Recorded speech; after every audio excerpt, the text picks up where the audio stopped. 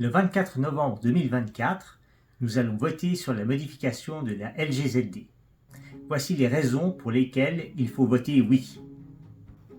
Actuellement, à Genève, entre le déclassement d'un terrain et la livraison des premiers logements, on met 35 ans. C'est énorme. Nous désirons amener plus de dialogue entre l'État et les habitants d'un quartier, comme cela se fait ailleurs en Suisse. Pour construire des logements rapidement, il faut que chaque propriétaire puisse avancer à son rythme. Pour éviter les blocages, il faut que chaque propriétaire puisse se développer indépendamment de son voisin. Il est important de discuter avec les habitants de l'aspect du futur quartier. On a ici l'exemple de Carouge, avec les tours de Carouge en arrière-plan et le vieux Carouge au premier plan. La densité est exactement la même, c'est une question de choix. Un autre exemple, le quartier du Lignon, avec des tours qui font entre 15 et 30 étages, a une densité 3 fois moins grande que le centre de la vieille ville de Genève, avec des immeubles qui font entre 5 et 6 étages.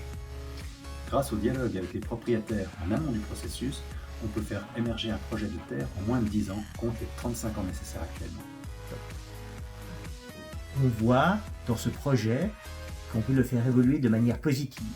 On passe d'immeubles de grande hauteur à des immeubles de Ré plus 3 étages, dans lesquels on a pu conserver le patrimoine historique et même ajouter un parc pour les futurs habitants.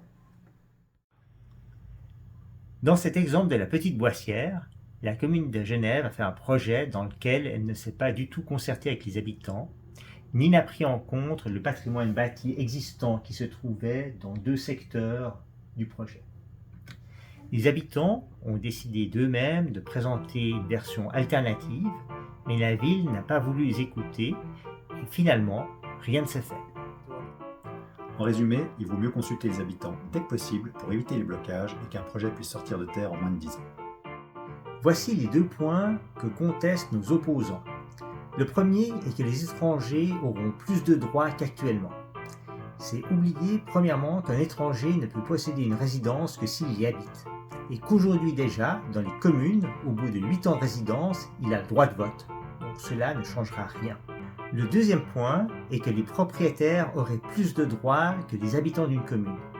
Ceci est faux, parce que les propriétaires pourront initier une votation consultative, mais ceux qui voteront, ce sont bien tous les habitants d'une commune.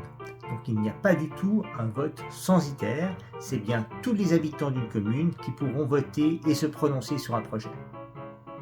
Pour toutes ces raisons, nous vous recommandons de voter oui le 24 novembre à la modification de la loi sur la LGZD.